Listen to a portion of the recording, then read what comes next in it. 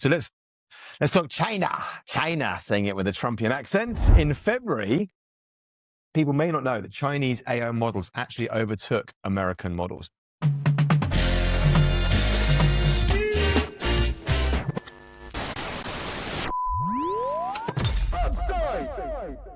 Now, not on benchmarks, but on usage.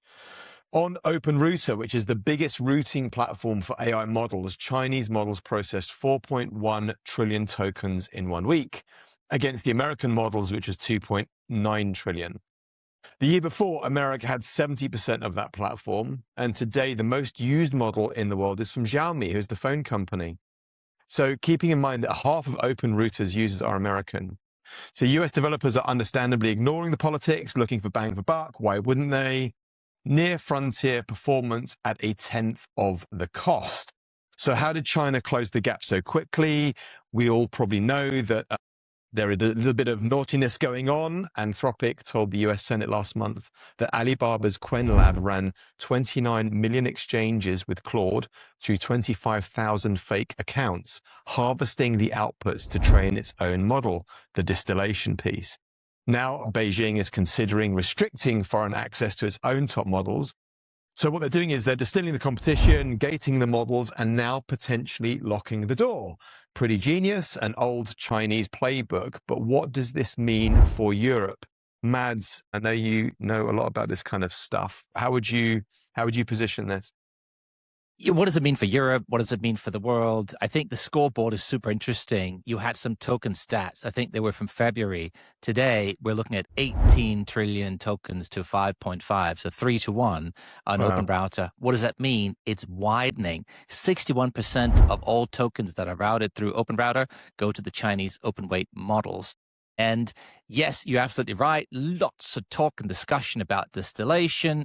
The American Senate, the US Senate is accusing the Chinese model developers of distilling the US models. And in return, the Chinese are saying, well, maybe, A, we're just not going to use your models anymore because we don't like what you're saying. And by the way, we're not going to give anybody else access to our models either because we think they're getting quite good. Take that, world. The interesting thing here is, some people were sort of comparing this to what's happening with rare earths, and is China trying to restrict access to these models in a way to use it as a lever in trade, especially Europe. We've become quite dependent on these open source models, and they're very good, and we use them for lots of stuff. But I think as leverage goes, it's different from rare earths because it's much easier to substitute. And I think what's interesting in all of this is to look at the role of NVIDIA. Now, NVIDIA, obviously formidable, sits at the foundation of all of this stuff. And Jensen Huang, he said repeatedly, look, we are not here to build the best model in the world. We are going to be near the frontier. They've got their open source model and their Nemo Tron, which is a fantastic model that they're releasing, and people can then build on that and use that and enhance that. Now, one of the reasons they've been holding back from pushing that model to the absolute frontier is because all their customers are the ones developing frontier models, and they're not looking to cannibalize their own customers necessarily. However, some of the restraints are dissolving. Anthropic, they're using silicon from Google and from Apple. OpenAI, they're taping out their own chip in partnership with Broadcom. And so some of the things that might have held NVIDIA back in the past look like they're going away. And so, one of the, if you sort of just look at the game theory of this, if China pulls back from supplying the world with open source models, and if all the US frontier labs are taping their own chips for inference, well, what I expect will happen is NVIDIA will simply step up the Nemo Tron efforts and will flood the market with their model. Why? Because it's the complement to their GPUs. And if the world has access to super cheap, super commoditized inference models, well, we're all going to be buying a lot more GPUs, and NVIDIA wins. And so I was a bit surprised by the noise coming out of China because I think it's pretty easy to see where this will go. And now it's important to say there's not been a decision yet. It's just rumors and speculation. But if China ends up restricting access to their frontier models, I think NVIDIA will end up becoming the big winner. Hello, Max. You got any thoughts on this one? I'm conscious that you have chastised me already that I'm being too much of a downer on this pod. But Mads, kind of putting it back to you, isn't this like really gonna show how exposed Europe and the rest of the world is, right? If people have been increasingly relying on the open source models from China, especially where we've seen the US government restrict access to the frontier models. If the Chinese start doing exactly the same thing, isn't Europe's absolute failure to build critical capacity in this area like woefully exposed? Or am I missing something? Yeah.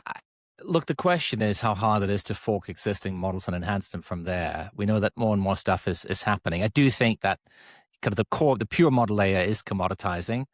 And, we could take a Nemo Tron and fork that and enhance that. I don't think we are as exposed as we are on some of the rare earths and some of the kind of more physical supply chain issues where there isn't a readily available commodity complement you can just pick up and kind of use instead.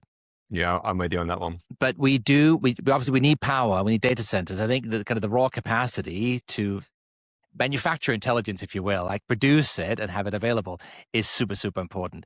And if you have gaps across the full stack, no semiconductors, no data centers, no power, no model, it's kind of like, what are you doing? So yes, we have fallen behind them. We need to catch up, but I don't think models in themselves is what will make or break this game.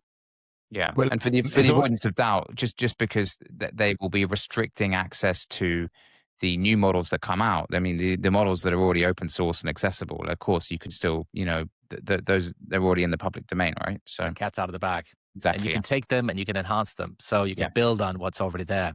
Yeah. And you can see, I mean, Prism ML are an exact example of this. They have taken a Chinese model, improved on it, and then now Americanized it. And now obviously Apple are in talks to how they can work with them and bring it into the iPhone range. So I think, the genie is out, I think, is the answer. 100%. I mean, look, we're upside, but if we are sort of just picking, putting our tinfoil hats on for a minute and thinking about, okay, what's the doomsday scenario in all of this? Is that the whole industry is waiting with bated breath for the IPOs of Anthropic and OpenAI. Why? Because there's so much money locked up in these companies, and all the family offices and institutions that provide capital to the ecosystem for the last 18 months. I mean, they've sort of just been running that. Well, let's just buy some more Anthropic. Let's just buy some more OpenAI, right? Yeah. Hundreds of billions have been flowing into that. Everybody's waiting for the big payday. So there is an IPO announced for both of those companies coming up ahead. But if there is a race to commoditize their product, what is that going to do to the ability to IPO? Now, OpenAI have already said, look, maybe it won't be this year, maybe it'll be next year. Anthropic, we haven't heard or seen as much flip-flopping yet, but clearly they were keen to get Fable out, get that re-released, because they know they have to keep driving the revenue line. That is what unlocks the IPO. So if I were them, I would get out, get to market ASAP. I think it's super important for them and for the world. But hopefully, hopefully they can get it done. I do think sometimes there's more inertia in this than it would seem like if you just look at it at face value. So I don't think the fact that open source models are getting very good means that their revenue will collapse overnight, but you can see where the train is going. Like the ability to keep monetizing something when there is something pretty comparable at a 10th or 20th of the price. Yeah. At the end of the day, the loss of physics and supply and demand will kick in. You think it's squeaky bum time at basically Anthropic HQ? I think we have seen them be very aggressive about going after and moving into the application stack, something we'd always said they would be. I think they have offended a lot of people. I mean, if you go over to talk to Dylan Felt at Figma HQ, he's not a big Anthropic fan these days.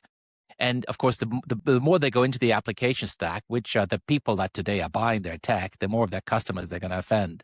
So they're running a bit of a precarious game, and not unlike kind of the battles IBM were in the days of old and Microsoft were in the days of old, when those behemoths at the time managed to upset, a huge swathe of what should have been their customer base.